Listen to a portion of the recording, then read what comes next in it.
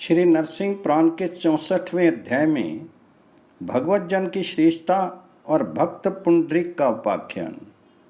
श्री भरद्वाज जी बोले, सो जी, कुछ लोग सत्य को ही पुरुषार्थ का साधक बता करके उसकी प्रशंसा करते हैं। दूसरे लोग तपस्या और पितरता को उत्तम बताते हैं। कुछ लोग सांख्य और कुछ लोग योग की प्रशंसा करते हैं। ढेले, पत्थर और सोने को समान समझने वाले कुछ अन्य लोग ज्ञान को ही पुरुषार्थ साधन के लिए उत्तम मानते हैं। कुछ लोग क्षमा की प्रशंसा करते हैं तो कुछ लोग दया और सरलता की। कुछ लोग ऐसे हैं जो दान को उत्तम बताते हैं। कुछ लोग और ही किसी उपाय को शुभ कहते हैं। कुछ लोग सम्यक ज्ञान को उत्तम मानते हैं और अन्य जन वैराग्य को श्रेष्ठ बताते हैं। कुछ याज्ञिक लोग अग्निष्टोम आदि यज्ञों को ही सबसे बढ़ के मानते हैं। सांख्य तत्व का मर्म जानने वाले कुछ लोग आत्मा के ध्यान को श्रेष्ठ मानते हैं। इस प्रकार यहाँ धर्म, अर्थ, काम और मोक्ष रूप चारों पुरुषार्थों का उपाय ही नाम भेद से नाना प्रकार का बताया जाता है। ऐसी स्थिति में जगत में पाप कर्म से विमुक्त पुरुष भी कर्तव्य अकर्तव्य के विषय में कुछ निश्चय नहीं हो सकने के कारण मोह में ही पड़े रहते हैं। सर्वज्ञ इन उपयुक्त सत्व आदि उपायों में जो सबसे उत्तम उपाय हो और महात्माओं द्वारा अवश्य कर्तव्य हो, सब मनोरथों को पूर्ण करने वाले उस उपाय का आप हमसे वर्णन करें। सो जी कहते हैं, संसार बंधन से मुक्त करने वाले इस अत्यंत गूढ़ उपाय को लोग सुने। इस विषय में महात्मा जन देव ऋषि नारद और भक्तवार पुंडरीक के संवाद रूप इस प्राचीन इतिहास का वर्णन किया करते हैं। महामति पुंडरीक जी एक विद्वान ब्राह्मण थे। वे सदा गुरुजनों के वश में रहते हुए ब्रह्मचर्य आश्रम के नियमों का पालन करते थे। उन्होंने अपनी इंद्रियों और क्रोध को जीत लिया था तथा वे नियम के अनुसार संध्या उपासना किया करते थे। वेद और वेदांगों में वे निष्णात थे तथा अन्य शास्त्रों के भी पंडित थे। वे प्रतिदिन समिधा एकत्र करके सायं और प्रातःकाल अत्यंत यत्नपूर्वक अग्नि की उपासना किया करते थे। साक्षात ब्रह्मपुत्र नारद जी के समान वे सर्वव्यापी यज्ञपति भगवान विष्णु की विधि पूर्वक आराधना करते हुए उनका ध्यान किया करते थे और सदा तपस्या तथा सिद्धाई में ही लगे रहते थे। जल, ईंधन और फूल आदि आवश्यक सामान लाकर वह सदा ही गुरुजनों को संतुष्ट रखते और उनकी अपने माता पिता के समान शुश्रूषा किया करते थे। भिक्षा मांगकर भोजन करते थे और अपने सद्व्यवहारों के कारण लोगों के परम प्रिय हो गए थे। वे सदा ब्रह्म विद्या का अध्ययन और प्राणायाम का अभ्यास करते रहते थे। महाराज, समस्त पदार्थों को वे अपना स्वरूप ही समझते थे, अतः संसार के विषयों में उनकी बुद्धि अत्यंत निष्प्रिय और भव सागर से पार उतारने वाली हो गई थी। भरद्वाज जी, उनका वैराग्य यहाँ तक बढ़ गया कि वे महान उदार पुंडरीक जी पिता, माता, भाई, पिता में चाचा, मामा, मित्र, संबंधी तथा बांधव जनों को तृण के समान त्याग करके शाक और मूल फल आदि का आहार करते हुए इस पृथ्वी पर आनंद पूर्वक विचरने लगे।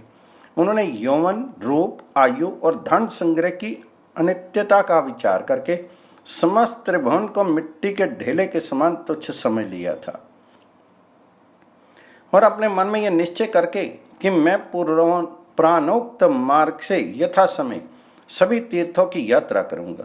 वे महाबाहु, महातेजस्वी और महाव्रती पुंडरीक जी गंगा, जमुना, गोमती, गंडकी, शतद्रु, प्योशनी, सरयू और सरस्वती के तट पर, प्रयाग में नर्मदा आदि महानदियों तथा नदों के तट पर, गया में तथा विंध्याचल और हिमालय के तीर्थों में एवं इनके अतिरिक्त अन्य तीर्थों में भी यथा समय विधि पूर्वक भ्रमण करते रहे। इसी तरह घूमते हुए पुण्य कर्मों के अधीन होकर वे तपस्वी वीर महाभाग पुंडरीक शालग्राम क्षेत्र में जा पहुंचे। वह तीर्थ तत्वज्ञानी तपस्वी ऋषियों द्वारा सेवित था। वहां मनुष्यों के सुरम्य आश्रम थे जो प्राणों में प्रसिद्ध हैं। वह तीर्थ चक्र निधि से भूषित हैं और वहां के शिलाखंड भगवान जी के चक्र से चिन्हित हैं। वह तीर्थ जितना ही सुरम्य था उतना ही एकांत, उसका विस्तार बड़ा था और वहां चित्त सदा प्रसन्न रहता था। वहां पर कुछ चक्र से चिन्हित प्राणी रहते थे जिनका दर्शन बहुत ही पावन था। वहां पुण्य तीर्थ के यात्री यथेष्ट विचरते रहते थे। उस महापवित्र शालग्राम क्षेत्र में महामती पुंडरीक जी प्रसन्न चित्त होकर तीर्थ सेवन करने लगे। वे नियम पूर्वक वहां देवहरत तीर्थ में पूर्व जन्म की स्मृति दिलाने वाली सरस्वती के जल में, चक्र कुंड में और चक्र नदी नारायणी के जल में भी स्नान करके उसी क्षेत्र के अंतर्गत अन्य तीर्थों में भ्रमण करते रहते थे। तदनंतर उस क्षेत्र के प्रभाव से और वहां के तीर्थों के तेज से उस महात्मा का चित्त वहां बहुत ही शुद्ध एवं प्रसन्न हो गया। इस प्रकार शुद्ध चित्त एवं ध्यान योग में तत्पर होकर वहां ही सिद्धि की इच्छा से परम भक्ति युक्त होकर वे शास्त्रोक्त विधि से जगतपति भगवान विष्णु की आराधना करने लगे। अपनी इंद्रियों को वश में करके निर्द्वंद रहते हुए उन्होंने अकेले ही बहुत दिनों तक वहां निवास किया। वे शाक और मूल फल आदि का आहार करते और सदा संतुष्ट रहते थे। उनकी सर्वत्र समान दृष्टि थी। वे यम नियम आसन बंध तीव्र प्राणायाम निरंतर प्रत्याहार धारणा ध्यान तथा समाधि के द्वारा निरालस्य भाव से भली भांति योग अभ्यास करते रहे। इस प्रकार समस्त पुरुषार्थों के ज्ञाता निष्पाप महामना पुंडरीक जी ने देव देवेश्वर भगवान विष्णु में चित्त लगा करके उनकी आराधना की और उन्हीं में मन लगाए हुए वे उनके परम अनुग्रह की आकांक्षा से भजन करने लगे। राजेंद्र, महात्मा पुंडरीक को उस शालग्राम क्षेत्र में निवास करते बहुत समय बीत गया। तब एक दिन साक्षात सूर्य के समान महातेजस्वी वैष्णव हितकारी परमार्थविता एवं विष्णु भक्तिपरायण देव ऋषि नारद जी तपोनिधि पुंडरीक मुनि को देखने की इच्छा से उक्त क्षेत्र में गए। समस्त आगमों के ज्ञाता महाबुद्धिमान महाप्रयाग पूर्ण तेजस्वी एवं प्रभापुंज से उपलक्षित नारद जी को वहां आया देख करके पुंडरीक के मन में बड़ी प्रसन्नता हुई। उन्होंने विनीत भाव से हाथ जोड़ करके उन्हें अर्घ्य निवेदन किया। फिर यथोचित रूप से उनके चरणों में मस्तक झुकाया। तत्पश्चात परम कांतिमान विप्रवान पुंडरीक जी मन ही मन ये सोचने लगे कि ये अद्भुत दिव्य शीर वाले मनोरम वेशधारी तेजस्वी महापुरुष कौन है। आहो, इनका मुखमंडल कितना प्रसन्न है। इनके मस्तक पर जटाजूट सुशोभित हो रहा है। इन्होंने हाथ में वीणा ले रखी है। इस रूप में ये साक्षात सूर्य ही तो नहीं है, अथवा अग्निदेव इंद्र और वरुण में से तो कोई नहीं है। यो सोचते हुए किसी निश्चय पर न पहुंचने के कारण उन्होंने पूछा। पुंडरीक जी बोले, परम कांतिमान दिव्य पुरुष, आप कौन हैं और कहाँ से पधारे हैं। इस पृथ्वी पर जिन्होंने कभी पुण्य नहीं किया है ऐसे लोगों के लिए आपका दर्शन प्रायः दुर्लभ ही है। नारद जी बोले, पुंडरीक, मैं नारद हूँ, तुम्हारे दर्शन की उत्कंठा से ही यहाँ आया हूँ। तुम जैसा निरंतर भगवत भक्ति प्रायण पुरुष दुर्लभ है।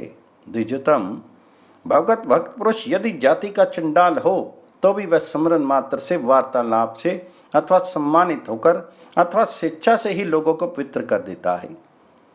फिर तुम्हारे जैसे भक्त ब्राह्मण के सत्संग की पावनता के विषय में तो कहना ही क्या है।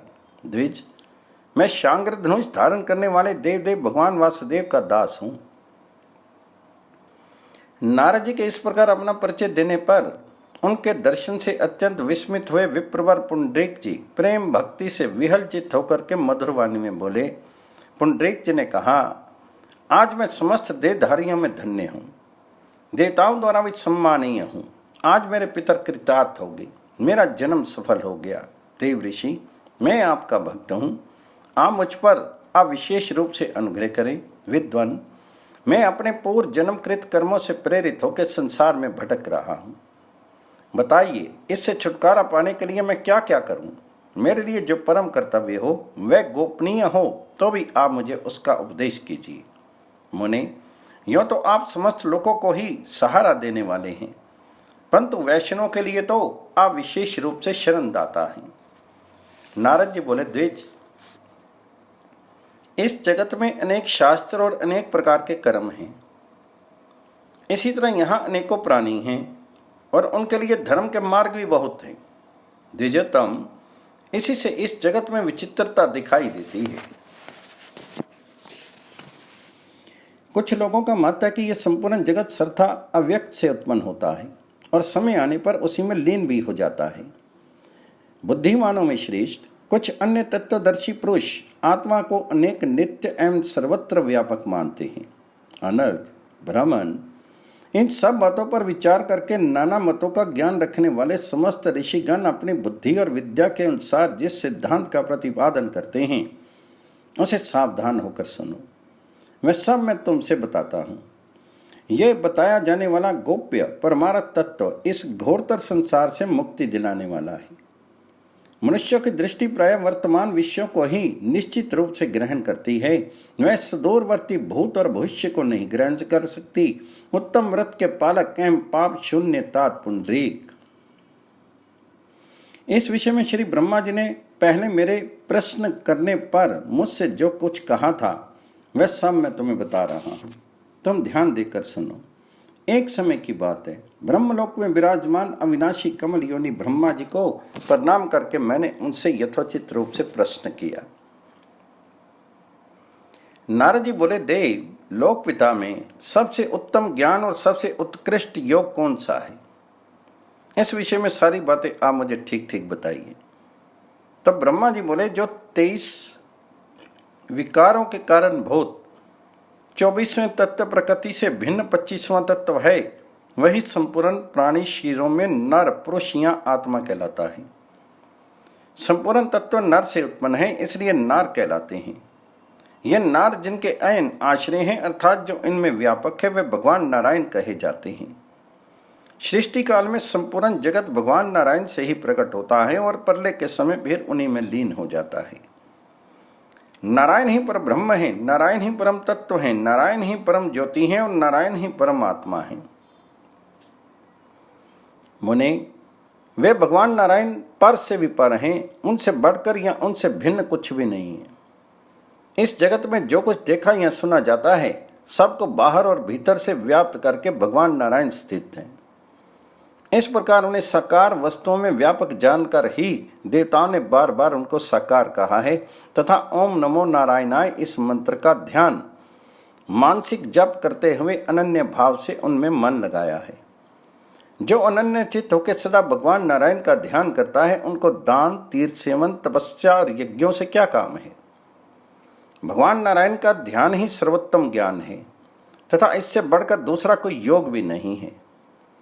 परस्पर विरुद्ध अर्थ को व्यक्त करने वाले दूसरे शास्त्रों के विस्तार से क्या लाभ? जिस प्रकार एक ही बड़े नगर में बहुत से मार्गों का प्रवेश होता है, उसी प्रकार भिन्न भिन्न शास्त्रों के संपूर्ण ज्ञान उन परमेश्वर नारायण में प्रवेश करते हैं। वे भगवान विष्णु अव्यक्त रूप से सर्वत्र व्याप्त हैं, सूक्ष्म तत्व हैं, सदा रहने वाले सनातन पुरुष हैं, संपूर्ण जगत के आदि कारण हैं, परंतु उनका ना तो कोई आदि है ना अंति है। स्वयं वे किसी दूसरे से उत्पन्न नहीं है, अतः संभव है, किंतु इस संपूर्ण भूत प्राणियों को स्वयं ही प्रकट करते हैं। वे विभु, अचिंत्य, नित्य और कार्य कारण स्वरूप हैं। संपूर्ण जगत का उनमें ही निवास है, इसलिए वे वासुदेव कहे गए हैं। वे प्राण पुरुष, त्रिकालदर्शी और अविकारी हैं। ये संपूर्ण चराचर में त्रिभुवन उन्हीं भगवान जी के द्वारा व्याप्त होने से स्थित है, इसलिए वे विष्णु कहलाते हैं। अथवा युग का क्षय होने पर महतत्व आदि समस्त भूतों का उन्हीं सृष्टि के आश्रय भूत परमात्मा में निवास होता है, इसलिए वे वासुदेव कहे गए हैं। कुछ लोग उनको पुरुष आत्मा कहते हैं और कुछ लोग अविनाशी ईश्वर बताते हैं। कुछ अन्य लोग उन्हें केवल विज्ञान स्वरूप मानते हैं, कितने ही उन्हें पर ब्रह्म कहते हैं। कुछ विचारक उन्हें आदि अंत रहित काल कहते हैं और कुछ मनुष्य उनको सनातन जीव मानते हैं। कुछ लोग परमात्मा कहते हैं, कुछ उन्हें एक निरामय तत्व मानते हैं, कुछ विद्वान उन्हें क्षेत्रज्ञ कहते हैं और कुछ उन्हें 23 विकारों के कारण 24वें तत्व प्रकृति और 25वें तत्व रूप पुरुष से भिन्न 26वां तत्व पुरुषोत्तम मानते हैं। कुछ लोग आत्मा को अंगूठे के बराबर बताते हैं और कुछ विद्वान कमल पुष्प के धूलि के एक कण के बराबर अणु मानते हैं। ऊपर भगवान विष्णु के जिन नामों का उल्लेख किया गया है, ये तथा अन्य भी बहुत से भिन्न भिन्न नाम मुनियों द्वारा शास्त्रों में कहे गए हैं, जो साधारण लोगों में भेद ब्रह्म का उत्पादन कर उन्हें मोह में डालने वाले हैं। यदि एक ही शास्त्र होता तो सबको संदेह रहित निश्चयात्मक ज्ञान होता, किंतु यहाँ तो बहुत सारे शास्त्र हैं और सबका अलग अलग सिद्धांत है। अतः ज्ञान का तत्व बड़ा ही दुर्गेय हो गया है। परंतु मैंने संपूर्ण शास्त्रों का मंथन करके विचार किया तो एक यही बात सब सिद्धांतों के सार रूप से ज्ञात हुई कि सदा भगवान नारायण का ध्यान करना चाहिए। इसलिए मुंह में डालने वाले संपूर्ण शास्त्र विस्तारों का त्याग करके एक चित्त होकर के उत्साहपूर्वक भगवान नारायण का ध्यान करो। इस प्रकार सतत चिंतन के द्वारा उस अविनाशी देव नारायण का तत्व जान करके तुम शीघ्र ही उनमें सायुज्य मुक्ति प्राप्त कर लोगे, इसमें संदेह नहीं है। विपेंद्र, इस प्रकार ब्रह्मा जी के कहे हुए इस परम दुर्लभ ज्ञान योग को सुनकर मैं तभी से भगवान नारायण की परिचर्या में लग गया। जो लोग ओम नमो नारायणाय इस सनातन ब्रह्म स्वरूप मंत्र को जानते हैं वे अंतकाल में इसका जप करते हुए विष्णु के परम धाम को प्राप्त कर लेते हैं। अतः तत्व विचार करने वाले पुरुषों को सदा ही सनातन परमात्मा नारायण का अनन्य चित्त से ध्यान करना चाहिए। भगवान नारायण जगतव्यापी सनातन परमेश्वर हैं। ये भिन्न भिन्न रूप से संपूर्ण लोगों के सृष्टि पालन तथा संहार कार्य में लगे रहते हैं। इनके नाम गुण एवं लीलाओं का श्रवण और कीर्तन करते हुए उनके ध्यान में संलग्न होकर उनकी आराधना करनी चाहिए। ब्राह्मण, अपना हित चाहने वाले पुरुष के लिए सर्वथा भगवान नारायण की आराधना ही कर्तव्य है। विप्रवर, जो लोग निष्प्रिय, नित्य संतुष्ट, ज्ञानी, जितेंद्रिय और ममता, अहंता, राग, द्वेष आदि विकारों से रहित हैं तथा जो पक्षपात शून्य, शांत एवं सब प्रकार के संकल्पों से वर्जित हैं,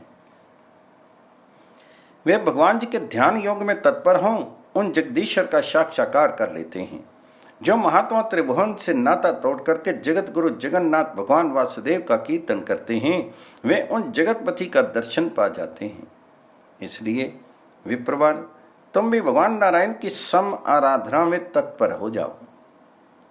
द्विज, जो अवहेलना पूर्वक नाम लेने पर भी भक्त को अपना परम धाम दे देते हैं, उन भगवान नारायण के सिवा दूसरा कौन ऐसा महान उदार है जो मांगी हुई वस्तु को देने में समर्थ हो। तुम्हें जप अथवा सिद्धाई जो कुछ भी करना हो उसे उन देवेश्वर भगवान नारायण के उद्देश्य से ही सदा आलस्य त्याग करके करते रहो। बहुत से मंत्र और व्रतों से क्या काम। ओम नमो नारायणाय ये मंत्र ही सब मनोरथों को सिद्ध करने वाला है। द्विश्रेष्ठ, कोई चीर वस्त्र पहनने वाला, जटा धारण करने वाला, त्रिदंडी, सदा माथा मुंडाए रहने वाला अथवा तरह तरह के उपकरणों से विभूषित ही क्यों ना हो, उसके ये बाह्य चिन्ह धर्म के कारण नहीं हो सकते। किंतु जो मनुष्य भगवान नारायण की शरण में जा चुके हैं वे पहले निर्दयी, दुष्ट और सदा पापरत रहे हों तो भी भगवान जी के परम धाम को पधारते हैं। हजारों जन्मों में भी जिसकी ऐसी बुद्धि हो जाए कि मैं देव देव शांग्र धनुषधारी भगवान वासुदेव का दास हूं, वह मनुष्य निस्संदेह भगवान विष्णु के सालोक्य को प्राप्त होता है। फिर जो पुरुष जितेंद्रिय होकर सदा भगवान में ही अपने प्राणों को लगाए रखता है उसके लिए तो कहना ही क्या है। सो जी कहते हैं, सदा दूसरों के ही उपकार में लगे रहने वाले त्रिभुवन भूषण देव ऋषि नारद जी उपयुक्त बातें बता करके वहीं पर अंतर ध्यान हो गए। अब धर्मात्मा पुंडरीक भी एकमात्र भगवान नारायण के भजन में तत्पर होकर बार बार इस प्रकार उच्चारण करने लगे। भगवान केशव को नमस्कार है। हे महायोगिन, आप मुझ पर प्रसन्न हो। निरंतर योग कहते हुए पुरुषार्थ साधन में कुशल वे तपस्वी पुंडरीक जी अपने हृदय कमल के आसन पर जनार्दन भगवान गोविंद को स्थापित करके तपस्या की सिद्धि करने वाले उस शालग्राम नामक तपोवन में बहुत काल तक अकेले ही रहे। महातपस्वी पुंडरीक स्वप्न में भी भगवान केशव के सिवा दूसरा कुछ नहीं देखते थे। उनकी नींद भी उन्हें पुरुषार्थ साधन में बाधा नहीं देती थी। उन पाप रहित द्विजवर पुंडरीक ने तपस्या, ब्रह्मचर्य तथा विशेषता शोचाचार के पालन से और जन्म जन्मांतरों की साधना से सदृढ़ हुए भगवत भक्ति साधक संस्कार से संपूर्ण लोकों के एकमात्र साक्षी देव देव भगवान विष्णु की कृपा द्वारा परम उत्तम वैष्णवी सिद्धि प्राप्त कर ली। उनके निकट सिंह, व्याघ्र तथा दूसरे दूसरे हिंसक जीव आपस के स्वाभाविक वैर विरोध को त्याग एक साथ मिलकर रहते थे। द्विजवार भारद्वाज जी, आपके समीप उन हिंसक जंतुओं की इंद्रियां वृत्तियां अत्यंत शांत रहती थी। तत्पश्चात एक दिन बुद्धिमान पुंडरीक जी के समक्ष जगदीश्वर भगवान नारायण प्रकट हो गए। उनके नेत्र कमल दल के समान विशाल थे। उनके हाथों में शंख, चक्र और गदा शोभित थे। उन्होंने पीताम्बर धारण कर रखा था। दिव्य पुष्पों की माला उनकी शोभा बढ़ा रही थी। उनके वक्षस्थल में श्रीवत्स चिन्ह और लक्ष्मी का निवास था। वे कौस्तुभ मनुष्य से विभूषित थे। कज्जल गिरी के समान श्यामवरण एवं पीताम्बरधारी भगवान विष्णु सुनहली कांति वाले गरुड़ पर आरूढ़ होकर इस प्रकार शोभित होते थे मानो मेरुगिरी के शिखर पर बिजली की कांति से युक्त श्याम मेघ शोभा पा रहा हो। भगवान जी के ऊपर रजत में श्वेत छत्र तना था जिनमें मोतियों की झालने लगी थी। उस समय उस छत्र से तथा चवर, व्यंजन आदि से उन देवेश्वर की बड़ी शोभा हो रही थी। उन देवेश्वर भगवान नारायण का प्रत्यक्ष दर्शन पाके पुंडरीक ने दोनों हाथ जोड़ लिए। आदर मिश्रित भय से उनका मस्तक झुक गया। उन्हें धरती पर माथा टेक दिया, साष्टांग प्रणाम किया। वे विहल होकर उन भगवान ऋषिकेश की ओर आंखें फाड़ फाड़ कर इस प्रकार देखने लगे मानो उन्हें पी जाएंगे। जिनके दर्शन के लिए वे चिरकाल से प्रार्थना कर रहे थे, उन भगवान को आज सामने पा करके उन्हीं की ओर निर्निमेष नयनों से देखते हुए पाप रहित धीरचित पुंडरीक जी को आज बड़ी ही तृप्ति हुई। तब 3 पगों से त्रिलोकी को नाप लेने वाले भगवान पद्मनाभ ने पुंडरीक से कहा, वत्स पुंडरीक, तुम्हारा कल्याण हो। महामते, मैं तुम पर बहुत प्रसन्न हूँ। तुम्हारे मन में जो अभिलाषा हो उसी के वर के रूप में मांग लो, उसे मैं अवश्य दूंगा। सो जी कहते हैं, देवदेव नारायण के कहे हुए इस वचन को सुनकर के महामती पुंडरीक ने उनसे यूं निवेदन किया। पुंडरीक बोले, देवेश्वर, कहाँ मुझ जैसा अत्यंत दुर्बुद्धि पुरुष और कहाँ अपने सब वास्तविक हित को देखने का कार्य। अतः माधव, मेरे लिए जो हितकार हो उसके लिए आप ही कृपा पूर्वक आज्ञा करें। उनके यूं कहने पर भगवान बहुत ही प्रसन्न हुए और अपने सामने हाथ जोड़े हुए महाभाग पुंडरीक से बोले। भगवान जी ने कहा, सूरत, तुम्हारा कल्याण हो। तुम मेरे साथ ही आ जाओ और मेरे ही समान रूप धारण करके मेरे नित्य पार्षद हो जाओ। तो सो जी कहते हैं, भक्त वत्सल भगवान श्रीधर के प्रेम पूर्वक यूं कहने पर देवताओं की धुंधवी आवाज उठी और वहां आकाश से फूलों की वर्षा होने लगी। उस समय इंद्र आदि सभी देवता और सिद्धगण ये बहुत अच्छा, बहुत अच्छा, बहुत अच्छा हुआ इस प्रकार कह करके साधुवाद देने लगे। सिद्ध गंधर्व और किन्नरगण विशेष रूप से यशोगान करने लगे। इधर सर्वदेव वंदित जगदीश्वर भगवान वासुदेव पुंडरीक को साथ लेके गरुड़ पर आरूढ़ होकर वैकुंठ धाम को चले गए। इसलिए विप्रवर, भरद्वाज, आप भी विष्णु भक्ति से युक्त होके अपने मन और प्राणों को भगवान में ही लगा करके उनके भक्तों के हित साधन में तत्पर रहिए और यथाशक्ति भगवान जी का पूजन करते हुए उन पुरुषोत्तम का भजन कीजिए। समस्त पापों को नष्ट करने वाली भगवान जी की कथाएं सदा सुनते रहिए। विप्रवर, अधिक क्या कहूँ। सर्वेश्वर विश्वात्मा भगवान विष्णु जिस उपाय से प्रसन्न हों उसी को आप विस्तार पूर्वक करें। भगवान नारायण से विमुख हुए पुरुष हजारों अश्वमेघ और सैकड़ों वाजपेयी यज्ञ करने से भी पावन गति को नहीं प्राप्त कर सकते। भगवान जी से इस प्रकार प्रार्थना करनी चाहिए, भगवान विष्णु, आप अजर अमर अद्वितीय, सबके ध्यान करने योग्य, आदि अंत से रहित, सगुण निर्गुण, स्थूल सूक्ष्म और अनुपम होकर भी उपमेय हैं। योगियों को ज्ञान के द्वारा आत्म आपके स्वरूप का अनुभव होता है तथा आप इस त्रिभुवन के गुरु और परमेश्वर हैं। अतः मैं आपकी शरण में आया हूँ। इस प्रकार श्री नरसिंह पुराण में पुंडरीक नारद संवाद विषयक 64वां अध्याय पूर्ण हुआ।